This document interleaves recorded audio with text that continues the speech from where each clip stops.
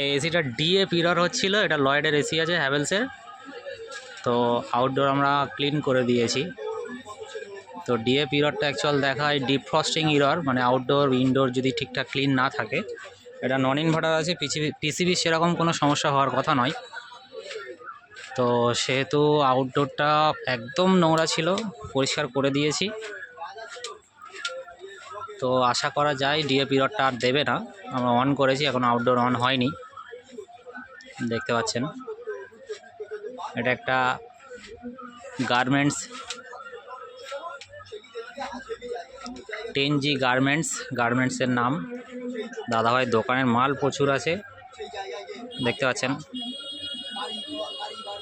বেশ অনেকটা বড়ই দোকান, আর মাল পুরো ভরপুর আছে একদম।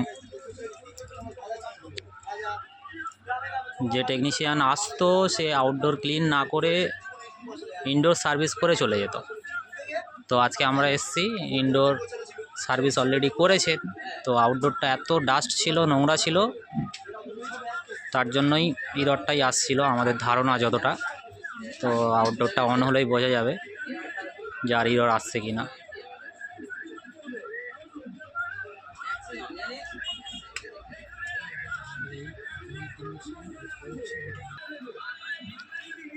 আর আসছে না ডিফ্রস্ট ইরর, আর আসছে না, আশা করি আসবেও না।